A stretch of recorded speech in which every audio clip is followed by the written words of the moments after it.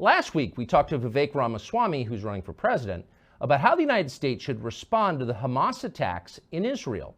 Of all the candidates in the race, Ramaswamy seemed the most interested in thinking through the long-term effects of what's happening in the Middle East on the United States. And that struck us as a very good thing. We're Americans. We've got families here. We care what happens to our country. Why wouldn't we care? And yet in Washington, Ramaswamy's question qualified as a scandal. The usual chorus of liars, many of them on the so-called right, unfortunately, immediately denounced him as a dangerous bigot. They claimed he was pro-Hamas, which is ridiculous. And then they suggested that he doesn't believe in Israel's right to self-defense, which, if anything, is even dumber. It was a thoroughly disgraceful display and a revealing one. But none of it answered the question that he had raised. What is the best path forward here for the United States, as well as for Israel and the rest of the world? It's worth thinking about that. The stakes are higher than many Americans understand. It's easy to imagine several other nations getting pulled into the conflict between Israel and Hamas. Those countries would include Russia, Iran, Turkey, China, Saudi Arabia, the Gulf states, and possibly many more. Some of those countries might take our side, aligned with Israel, but most of them would not, and that would be a problem. The U.S. military is weaker than it's been in at least 50 years since the end of Vietnam. Exhausted by two pointless conflicts in Iraq and Afghanistan, internally divided by identity politics, mismanaged by buffoonish hacks at the Pentagon, our services are in obvious disarray. Check the enlistment numbers. Nobody wants to join. But it's worse than that. The government that funds our army is bankrupt. The man who leads it is senile. Now is not the time for a world war. We would lose. But our commander-in-chief has no idea. Watch this tape from Sunday as he smirks while bragging that America is so rich, there is no limit to our power. We can wage as many wars as we want. We're the United States of America, for God's sake. The most powerful nation in the history, not in the world, in the history of the world. The history of the world. We can take care of both of these and still maintain our overall international defense. We have the capacity to do this, and we have an obligation to. We are the essential nation, as to paraphrase the former Secretary of State. And if we don't, who does? The most powerful nation in the history of the world. You can imagine the Roman Senate issuing a statement just like that on the morning the Visigoths sacked their city. Pride goes before destruction. That has always been true. It always will be true. How do we keep our country from being destroyed? Vivek Ramaswamy has been thinking about that all week. He joins us on set now. Vivek, thanks so much for joining us. So what do you think the potential for disaster looks like here? And I should preface by saying nobody disputes Israel's interest in pursuing a conflict with Hamas, punishing those responsible, yes, defending itself, of course. Absolutely. But from an American perspective, how could this go wrong? So I think that one of the things we ought to do is remember the mistakes we have made in our own recent past, in the last 20 to 25 years. After 9/11, how did we end up in $6 trillion plus of wars in Iraq and Afghanistan? Thousands of American lives that we won't get back. Part of how we ended up there was in the era after 9/11. You remember it. The tolerance for debate was very limited. Shut up, sit down, do as you're told, go along with the plan. I am worried, Tucker, that's the beginning of the environment I'm seeing right now as it relates to the current conflicts. We seem deep into that right now. We do seem deep into that. And it's in the modern West as we know it. I mean, even Bibi's former national security advisor was quoted in an article earlier today when he was asked the question of, well, what happens after Hamas? His exact words were, I don't give a damn. I used to think first, act later. I don't think that way in light of last weekend. And I understand, as I did in this country, the pain of what people have gone through. You respond with emotion. But the thing I worry about, Tucker, right now is what I see is the left-wing criticism of Israel's what looks like to be soon to be ground invasion of Gaza is about proportionality and about injustice and humanitarian aid. Even if you just put all that to one side, from a U.S. perspective, from an Israel perspective, how is this actually going to achieve a good result? And my concern right now, and as we're having this conversation, it appears imminent that Israel is going to mount a ground invasion into Gaza. I'm concerned that a ground invasion into Gaza without clearly defined objectives is going to be the start of another no-win war that is not good for Israel and not good for the United States. And so one of the things I've been thinking about just in recent days, you hear a lot of histrionics here, a lot of bloodthirsty neocons, in fact, far less reasonable than even many Israelis that are far more rational about this than some here in the United States, is how could this play out? Right? So if we just think about one reasonable scenario, let's just go step by step in terms of where we are. Israel mounts a ground invasion into Gaza, okay?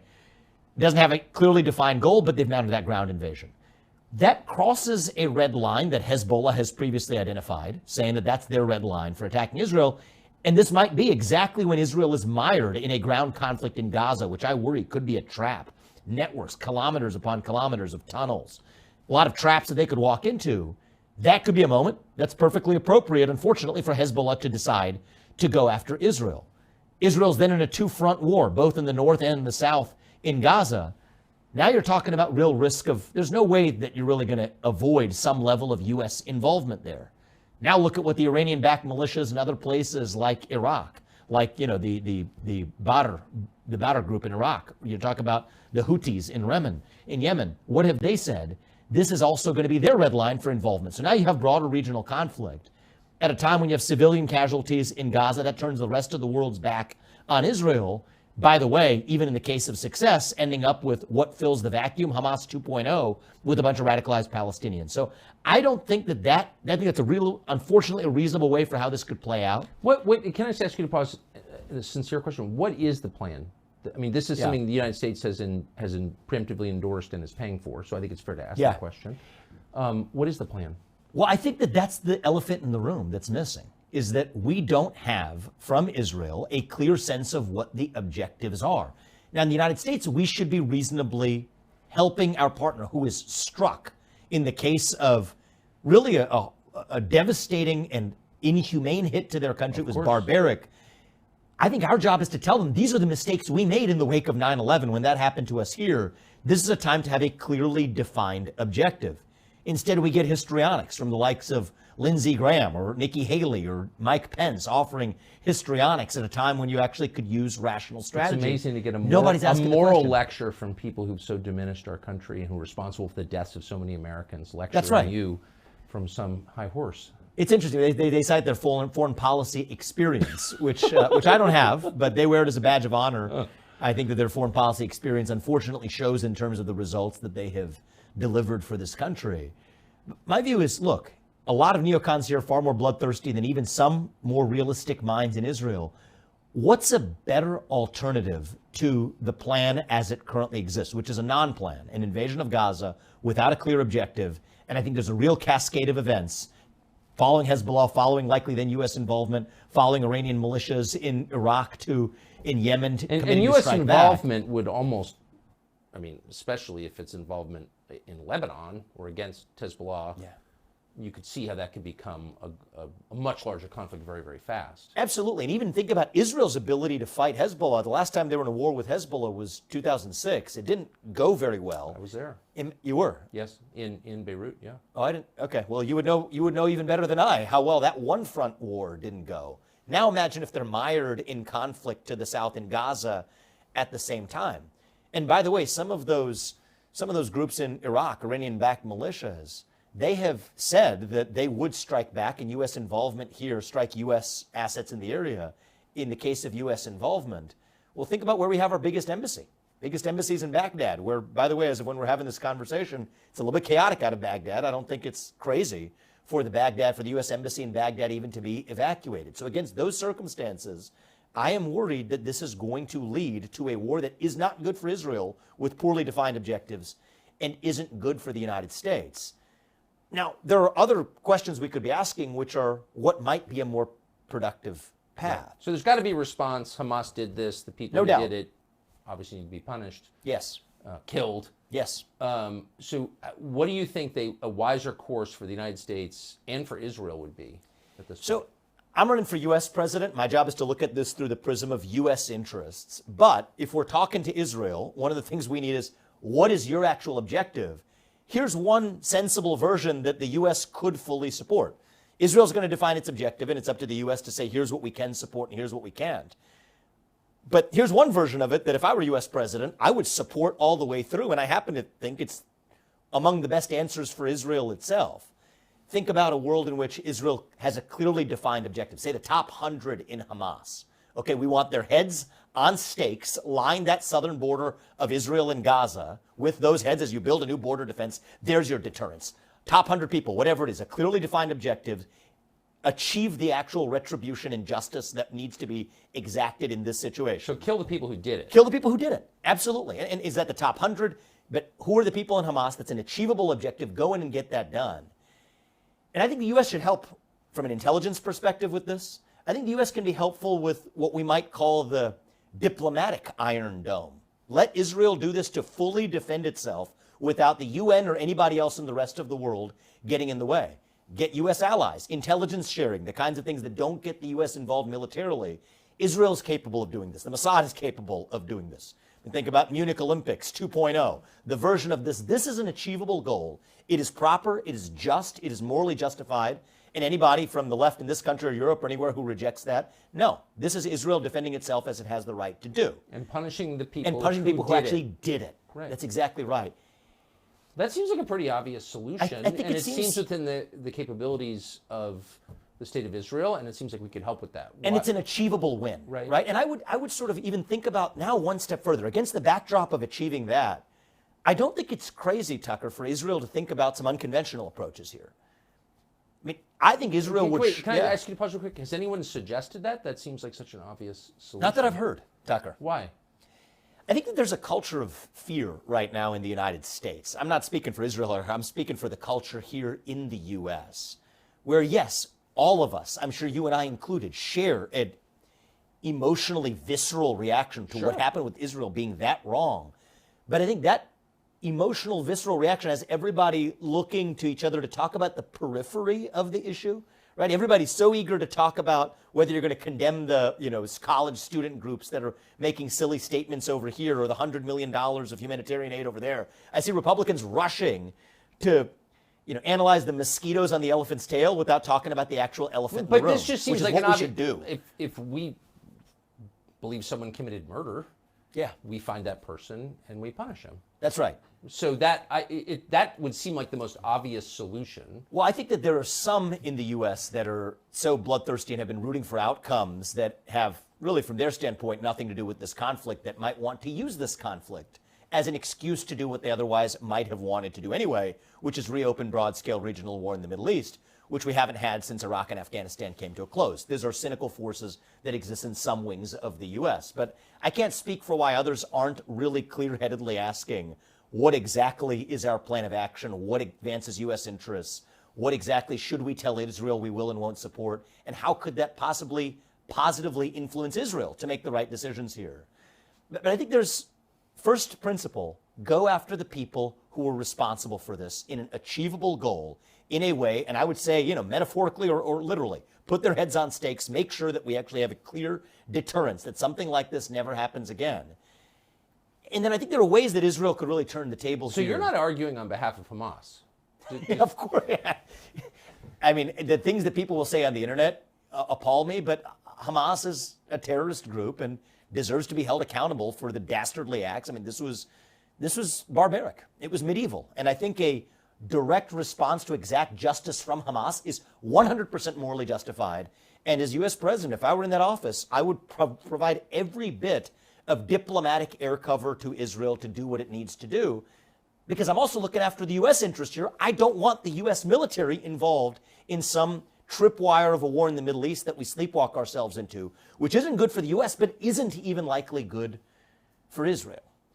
Now, I think that there are some broader regional issues that we need to deal with, too. I mean, one of the lurking issues here is the nuclear capabilities of Iran. And if I had the clear answers, if any of us had the clear answers to exactly how you would keep Iran from becoming nuclear weapon equipped, we wouldn't be talking about this right now. But I think a maximum pressure campaign against Iran, economically speaking, until they actually fully phase out their nuclear weapons is a reasonable discussion and debate to have. I think we can avoid doing some really stupid things that we've done along the way, though, in the meantime, this year. Think about the discussion around transferring nuclear technology to Saudi Arabia. Now, why would you Now, that was ever? nutty. Why would you ever want? And Saudi Arabia, which got some of the deepest energy reserves in the world, clearly doesn't Yeah. need nuclear plants. So that technology would be used for nuclear weapons. Why would you ever want the Saudi kingdom to have nuclear weapons? Well, it's even one step worse than that, right? We've done civilian nuclear technology transfers. I think we've done like something like 27 deals with Quite a 43 few, countries. yes. Saudi Arabia did not want the terms of those traditional civilian nuclear technology aware. transfers because they require oversight and monitoring to make sure you're not using them for military purposes. So the idiocy of this, and it's not just Biden. I mean, Biden's idiocy is high, but there's Republicans going along with him to say that as a condition for getting Saudi Arabia into some type of expanded diplomatic deal with Israel, we were going to offer security guarantees to Saudi Arabia, and furthermore, that we were going to offer this nuclear transfer on terms that were different than the historical civilian So the nuclear idea is transfers to that we've counterbalance done. Iran, I assume. But actually, if you look at it the other way, we've had I'm not saying it's a comfortable balance of power, but there has been something resembling a balance of power. This is this summer we're talking about it, Tucker, and this is an uncomfortable topic, but we can't just dismiss the possibility that these two things are entirely unrelated.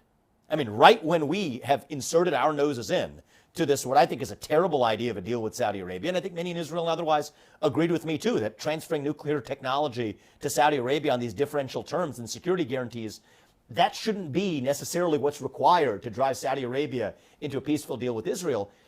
In some ways, we're the ones that just stuck our noses and tipped the scales in that balance of power if that Saudi Arabian deal were going to proceed. And then what do you get 2 months later? This disastrous attack. So I think that there are complicated factors at work here that we can take our own goals that we have scored in this process off the table. And then all of those savings from a war that we would have avoided, you know what Israel and U.S. can use it for? Protecting our own respective borders. I mean, that was a border crisis of historic proportion. But that was a national defense failure. I agree completely. And if it can happen in Israel, it can happen here too, by the way. And it is. And it is on the regular. Yes. So, but just to back up for one click, the idea that we would in any way abet a nuclear program in any country, particularly in the Saudi Middle East, Arabia, is so destabilizing and crazy. It suggests that people have lost their awe of their fear of nuclear weapons. I'm watching people on television, on the internet, sort of blithely talk about the possibility of the use of nuclear weapons in this conflict. I watched it 5 times yesterday. Can we agree that anyone who sort of throws out, well, maybe they'll use nukes, is insane? Like, you'd have to be a mental patient to say something like that. Who are these people? I mean, either that or so profoundly ill-informed about what the consequences would be for the United States. And so I really can't speak for the mental state of some of these people, Tucker, who are viewing the expansion and nuclear proliferation to Saudi Arabia, or the consequences People are of saying, using oh, them. this could go nuclear. If pushed, we'll go nuclear. They'll go nuclear. Go nuclear. Yeah. Think about the consequences Millions of died. what that would be. I mean, and the consequences of it are impossible to foresee, but we can guess. Yeah. So this is what frustrates me about where we are in this. And, you know, the views I'm adopting here, I think from a political perspective, a lot of people have advised me, you know, this isn't really where you want to go. I think somebody has to step up and actually ask the questions that other people are too afraid to ask. What are the consequences of the biggest thing that's about to happen? If Israel mounts that ground war in Gaza, appears to be the next step in this conflict, and there's no clearly identified objective, what are the consequences for Israel? We ask that as a friend. What are the consequences for the United States? We should ask as Americans. And I think there's a better way. There may be multiple better ways to do this, but we're not going to get there unless we have actual unfettered debate on the merits. And I think there's something, particularly in the Republican Party, actually, around the culture of this issue that has really stifled that debate. The experience I've had, I mean, the first time you and I met was, I don't know if you remember this, was after when I was writing my first book. It was in the context of I'd been a biotech CEO and George Floyd died and this country started acting crazy and there were certain debates you couldn't have on questions relating to race and whatever back in 2020. I remember what that felt like. It was a speech suppressive environment where there were certain debates you weren't allowed to have. And many on the left would call me racist as a way of silencing open debate and believing in colorblind meritocracy. It feels really similar.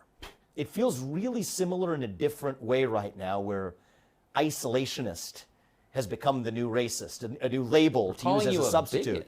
saying that you hate Israel. Exactly, or whatever. You could fill in the blank for whatever the silencing label would be. Pro-Hamas, ridiculous. Anti-Israel, ridiculous.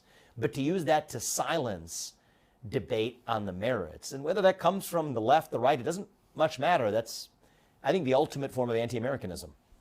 Yeah, I have to say, if you're attacked for asking what's good for the United States and asking that as an American who's trying to lead the country, if that's considered out of bounds, if you're being denounced by Republicans for saying that, Roundly. then the whole America First thing was just a lie.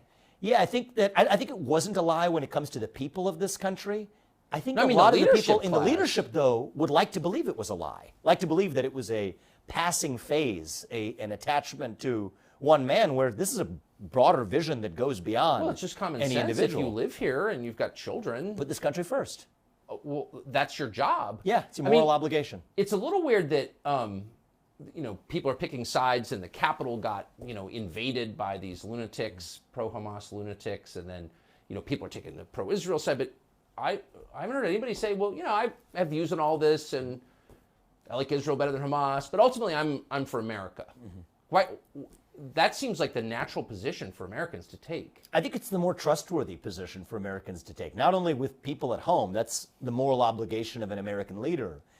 It's also more credible. If you're one of America's friends abroad and you say that I irrespectively and unconditionally stand with you regardless of my national interest, even if I'm sitting as somebody in Israel listening to an American say that, that's not credible. That's obviously fake. We said that to Ukraine. Yeah, we said that. Don't believe us when we say that. Yeah, it doesn't make any sense. And our adversaries I think we can draw clearer red lines when we're just honest about the fact that U.S. leaders should act in the U.S. national interest. And the fact that that's become controversial, I think, shows how far our mistaken foreign policy establishment has come. But there's a better way to do this. Vivek, thanks so much. Yeah, thanks. And apologies in advance for all the trouble this will cause you. Appreciate it. Thank you. Appreciate it.